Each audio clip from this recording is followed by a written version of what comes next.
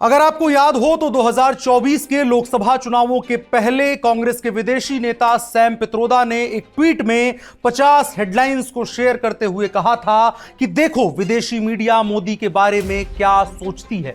ये सारी हेडलाइंस दुनिया के कथित प्रतिष्ठित मीडिया संस्थानों जैसे Time magazine, Bloomberg, Reuters, Deutsche Welle, New York Times जैसे संस्थानों की थी। ये headlines Modi's temple of lies से शुरू होकर progressive south is rejecting Modi and the mother of democracy is not in good shape और Narendra Modi's Hindu nationalist government is escalating its attack on civil rights तक लिखी गई थी। और आज जब 2026 में पश्चिम बंगाल में पहली बार और असम में लगातार तीसरी बार भारतीय जनता पार्टी ने सरकार बनाई है, तब भी इन सभी मीडिया संस्थानों की भाषा जस की तस दिख रही है।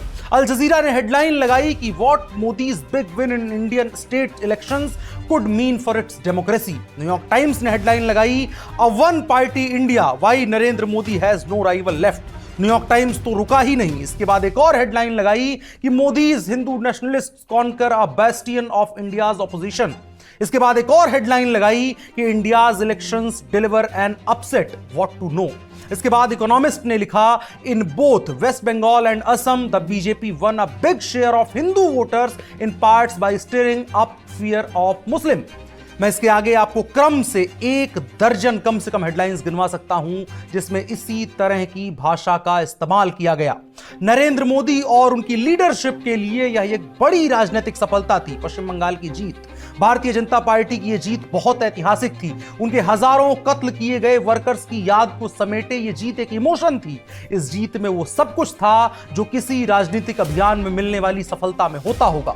लेकिन इन मीडिया संस्थानों का सवाल या विश्लेषण इस जीत के अन्य अवयवों को समझने या उसको समझाने से कहीं ज्यादा इस जीत के अधिनायक नरेंद्र मोदी को टारगेट करने के लिए था। Looks like Narendra Modi opening up his legs to Israel. Congratulations. और मैं एक बात यह भी कहना चाहता हूं कि राजनीति में एक नेता कभी भी क्रिटिसिज्म से बच नहीं सकता और उसे बचना भी नहीं चाहिए। लेकिन इस वीडियो में मैं समझने की यह कोशिश करूंगा कि जो बीते 1 हफ्ते से ज्यादा के वक्त में हुआ, जो बीते 1 साल में हुआ, जो बीते 1 दशक में हुआ, क्या उसे सिर्फ एक राजनीतिक आलोचना तक सीमित करके देखा जाना चाहिए या यह कहे जाने की जरूरत है कि जब नरेंद्र मोदी को हर विदेशी लेख में हाइफन के साथ हिंदू नेशनलिस्ट लिखा जाता है तो उसके पीछे एक बहुत प्रगाढ़ घृणा होती है जिसमें बौद्धिकता के आवरण से और भाषा के फैंसी होने की चाशनी में डुबोकर मीठे जहर की तरह बेचने का प्रयास किया जाता है। नमस्कार, मेरा नाम है अनुराग मिश्रा और आप देख रहे हैं ऑप इंडिया। एक शेर है कि हर आदमी में होते हैं 10-20 आदमी जिसको भी देखना हो कई बार देखना। लेकिन पश्चिमी मीडिया ने नरेंद्र मोदी को एक बार एक फिट खांचे के अंदर देखा और उसके बाद कभी उसने अपने उस खांचे को बदलकर कुछ और देखने की कोशिश ही नहीं की। साल 2002 में गोधरा की घटना के बाद पश्चिमी मीडिया को भारत और हिंदुओं के खिलाफ अपनी घृणा को प्रकट करने का जरिया नरेंद्र मोदी के रूप में मिल गया। उनकी कैची हेडलाइंस के लिए उन्होंने थर्ड वर्ल्ड कंट्री से आने वाला एक स्ट्रॉन्ग मैन गढ़ लिया। अगले 1 दशक में नरेंद्र मोदी ने गुजरात का मुख्यमंत्री रहते हुए गुजरात की पर कैपिटा इनकम 162% से ज्यादा बढ़ाई। 1970 से 2001 तक गुजरात का नेशनल जीडीपी में शेयर 6.7% से 6.4% तक घट गया था। 2001 के बाद अगले 2 दशक में गुजरात का नेशनल जीडीपी में शेयर 8.1% पहुंच गया। पूरे देश ने नरेंद्र मोदी के गुजरात मॉडल को एक्सेप्ट किया, उन्हें पूर्ण बहुमत से अपना प्रधानमंत्री बना दिया, लेकिन बीबीसी अपने हैंगओवर से नहीं निकल पाया। 2011 में उसने हेडलाइन लगाई कि Narendra Modi allowed Gujarat 2002 anti Muslim riots. Modi की जीत के बाद बीबीसी की हेडलाइन थी Indian elections Narendra Modi hails landmark win और रिपोर्ट में लिखा था कि many Indians still have profound concern over Mr Modi because of claims he did little to stop communal riots in Gujarat in 2002 when he was first minister in the state at least 1000 people died most of them Muslims. यानी कि आज भी लोगों को सबसे बड़ा सवाल यह है कि मोदी ने गुजरात दंगों के समय दंगों को रोकने के लिए बहुत कम प्रयास प्रयास किया था, जबकि सच यह था कि पिछले एक दशक में देश का सबसे विकसित राज्य गुजरात बनाने के रिपोर्ट कार्ड के आधार पर अधिकतर भारतीयों ने 2014 में उन्हें अपना प्रधानमंत्री चुना था, लेकिन बीबीसी अपने खांचे से कभी बाहर नहीं निकल पाया। 2024 के लोकसभा चुनावों से ठीक पहले भी बीबीसी ने मोदी द इंडिया क्वेश्चन नाम से एक डॉक्यूमेंट्री निकाली, जिसका मूल उद्देश्य उसी दर्शकों को पुराने रेटोरिक को दोबारा से जिंदा करके देना था, जिसके जरिए नरेंद्र मोदी का नाम उनके लिए एक पंचिंग बैग की तरह बना रहे। 2014 में मोदी की जीत के बाद सीएनएन ने भी हेडलाइन लगाई कि Hindu nationalist Narendra Modi claims victory as India's next prime minister. 2019 में टाइम मैगजीन ने भी सेम किया, नरेंद्र मोदी के नाम से डिवाइडर इन चीफ की कवर स्टोरी की। Same pattern, same wording, same narrative. मैं कई बार सोचता हूं कि इतने समय में क्या इनके पास नरेंद्र मोदी को पोर्ट्रे करने के लिए कोई नया शब्द या कोई नया फ्रेज नहीं बन पाया। सारी क्रिएटिविटी नरेंद्र मोदी को कट्टर हिंदूवादी साबित करने में ही खर्च हो रही है। मैंने जितनी हेडलाइंस आपको बताई हैं, उन सब की स्टोरीज को आप खोलिए, आपको पता चलेगा कि उन सभी में नरेंद्र मोदी को एक मूर्ति, एक आकार के तौर पर गढ़े जाने की कोशिश की जा रही है, जिसमें एक ऐसी छवि बन जाए जो आज नहीं, आज से 100-200 साल बाद भी अगर कोई जानना चाहे कि नरेंद्र मोदी नाम का एक व्यक्ति था, उसकी कहानी क्या है, तो सिर्फ उसे यही पता चले कि एक राजनेता जो गुजरात का मुख्यमंत्री और भारत का प्रधानमंत्री था, और वो मुसलमानों का सबसे बड़ा दुश्मन था, और उसने 2002 के दंगों में मुसलमानों को मरने दिया था।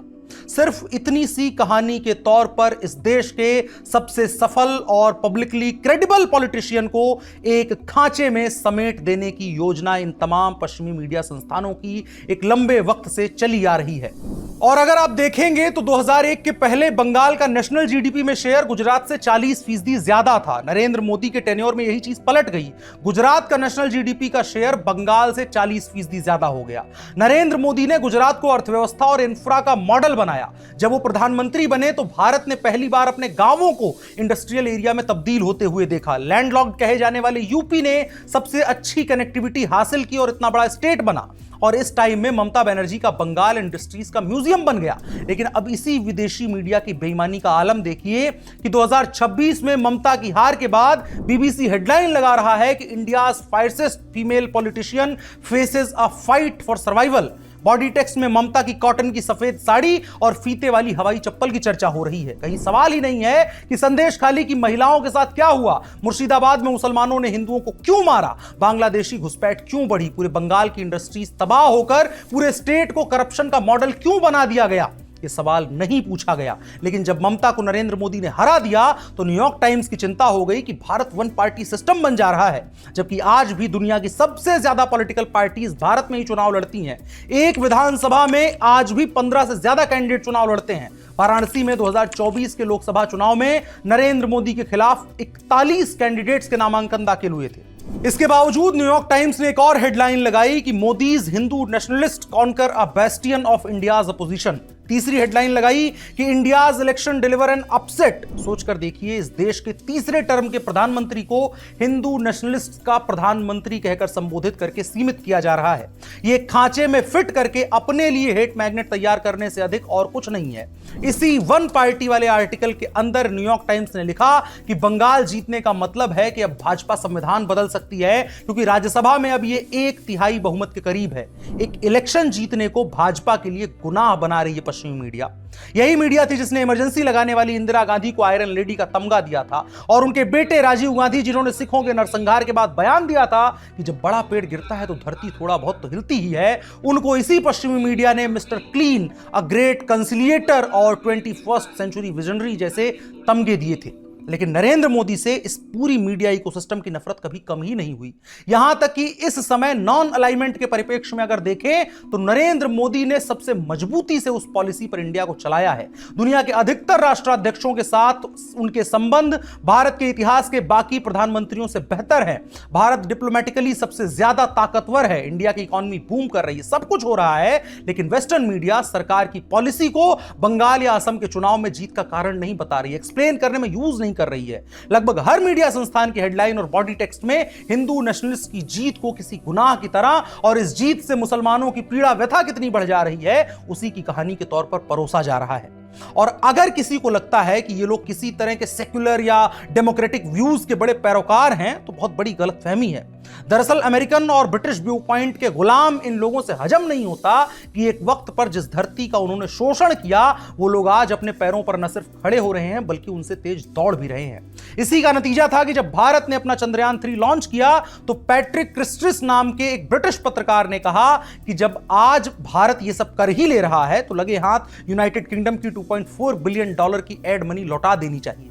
सोचकर देखिए अगर उसके अंदर वो नफरत नहीं होती तो उसे यह बात याद रहती कि ब्रिटिशर्स ने $45 ट्रिलियन भारत से लूटे थे। और ये एक व्यक्ति की बात बाहर निकलकर सामने आ गई। इस बात को समझना होगा कि हर वो शख्स जो पश्चिमी दुनिया से ताल्लुक रखता है, मीडिया से ताल्लुक रखता है और उसे भारत के बारे में ओपिनियन देने का मौका मिलता है तो उसके दिल से इसी तरह की घृणा का प्रवाह होता है। नरेंद्र मोदी को इसे झेलना होगा, हर हिंदुस्तानी को इसे झेलना होगा, क्योंकि इनकी घृणा ने इन्हें वास्तविकता से दूर कर दिया है, इनकी बौद्धिकता को भ्रष्ट कर दिया है। ये इतने आइडियोलॉजिकली पैरालाइज्ड और इंटेलेक्चुअली करप्ट हैं कि पिछले एक दशक में दुनिया के करीब 30 देशों ने नरेंद्र मोदी को अपना हाईएस्ट सिविलियन अवार्ड दिया है। रूस यूक्रेन के युद्ध के बीच में कई देशों के राष्ट्राध्यक्षों ने खुलकर कहा कि भारत ही इस युद्ध के बीच मध्यस्थता कर सकता है। पिछले 10 वर्षों में भारत की पूरी इमेज जिस स्केल पर चेंज हुई है उसकी कोई कल्पना नहीं कर सकता है। दुनिया का सबसे सस्ता इंटरनेट भारत के पास है, सबसे बड़ा डेटा पूल भारत के पास है, लेकिन उसको लीड करने वाले आदमी के बारे में जब इनकी कलम चलती है तो उनकी स्याही 3 दशक पुरानी घृणा के रंग में ही निकल के सामने आती है। जिस पश्चिम बंगाल के चुनाव की जीत को ये भारत के लोकतंत्र पर खतरा बता रहे हैं, वन पार्टी रूल का आरोप गढ़ रहे हैं, दरअसल समस्या इनको ये है कि एक एक करके भारत में इनके सेफ हेवन खत्म हो रहे हैं। इनके आइसोलेटेड और unpopular so called democratic ideas आज एक्सपोज हो रहे हैं। भारत में जो नरेंद्र मोदी का आलोचक भी है उसको भी दिखाई दे रहा है कि यह आलोचना से अलग कुछ है, उससे कहीं अधिक है। वो भी आज सोच रहा है क्या ये कहीं घृणा से उपजी हुई कोई विचारधारा तो नहीं है। और इनकी मोरल सुपीरियरिटी की आदत ही इनकी सबसे बड़ी दुश्मन है। हेडलाइंस में कॉन्स्पिरेसी बेचना इनका सबसे बड़ा धंधा है। जब भारत की बात हो तो कोई भीड़ भरी सड़क या सर पर पानी का मटका लिए एक महिला की तस्वीर से आगे इनकी सोच जा ही नहीं पाती है। यह समझना होगा कि पश्चिमी मीडिया मोदी पर इस तरह की भाषा सिर्फ इसलिए नहीं लिखता है कि वह सिर्फ उनके विचारों से असहमत है, बल्कि इसलिए कि वह मोदी को एक ऐसे व्यक्ति के रूप में देखता है जिसे वो अपनी कॉलोनियल माइंडसेट की सुपीरियरिटी से जन्मी कथित आधुनिक, उदार और लोकतांत्रिक नैतिकता के भीतर फिट नहीं बना सकता। इसीलिए नरेंद्र मोदी की हर जीत को वो जीत नहीं बल्कि एक खतरा बनाकर पेश करने की कोशिश करता है। पश्चिम की मीडिया को यह समझना होगा कि उसका लेंस काफी पुराना और धुंधला हो गया है। Jack and Jill went up the hill to fetch a pail of water, Jack fell down and broke his crown and Jill came tumbling after, लाला लाला से बाहर निकलना होगा। ओपिनियन में ओरिजिनलिटी लानी होगी, उसे और सब्जेक्टिव बनाना होगा और यह एक्सेप्ट करना होगा कि नरेंद्र मोदी जिस सिविलाइजेशन को रिप्रेजेंट करते हैं उस पर कीचड़ उछालने की कोशिश कोई 1-2 दशक या 1-2 सदी से नहीं हो रही है। तुम्हारे पुरखों की पीढ़ियां जब पत्तों से बदन ढकना सीख रही थी तब इस संस्कृति ने अलंकार और आभूषण की डिजाइन बनाना शुरू कर दिया था और यह लड़ाई उतनी ही पुरानी है। हिंदू नेशनलिस्ट इस कदर लिखते हैं कि मानो वो कोई गुनाह हो। इसे लिखने से इन लोगों को लगता है कि इससे नरेंद्र मोदी या उनकी आइडियोलॉजी में मानने वाले लोग किसी तरह की आत्मग्लानि में चले जाएंगे। तो उन्हें समझना होगा कि हिंदू धर्म ही इस राष्ट्र की फिलॉसफी मानने वाली इकलौती सिविलाइजेशन है। और मुझे नहीं याद पड़ता कि इन्होंने किसी मुस्लिम के लिए या क्रिश्चियन के लिए इस शब्द का उपयोग किया हो कि मुस्लिम नेशनलिस्ट या क्रिश्चियन नेशनलिस्ट, क्योंकि वहां इसका कॉन्सेप्ट ही नहीं मिल सकता। क्रिश्चियन के पास जाएंगे तो उसके दिल में नेशनलिज्म से ज्यादा रेसिज्म भरा होगा। जिन अमेरिकन और ब्रिटिशर्स की पूरी एग्जिस्टेंस ही दूसरी सिविलाइजेशंस की रेडिकेशन और एक्सप्लॉयटेशन पर टिकी हो, उन्हें समझना होगा कि अगर धूल चेहरे पर हो तो आईने को साफ करने की वकालत करना बिल्कुल अच्छा नहीं लगता है।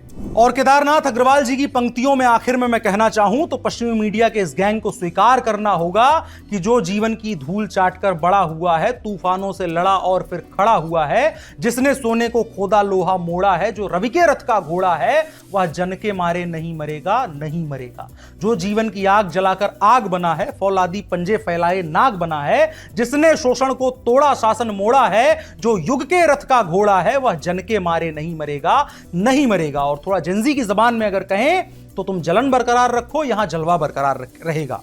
पश्चिमी मीडिया की एक लंबी साजिश है, एक लंबे वक्त का इतिहास है जब उसने नरेंद्र मोदी और इस तरह की आइडियोलॉजी में मानने वाले लोगों को टारगेट किया है। हमने कोशिश करी इस वीडियो में आपको कंपाइल करके तर्कवार ढंग से, क्रमबद्ध ढंग से चीजों को समझाया जा सके कि किस तरह से पश्चिमी मीडिया के मन में इस तरह की घृणा भरी हुई है। आपकी राय क्या है कमेंट बॉक्स में बता सकते हैं। अगर वीडियो पसंद आया हो तो इसको साझा भी कर सकते हैं। मेरा नाम अनुराग मिश्रा है, आप ऑप इंडिया देख रहे थे। धन्यवाद।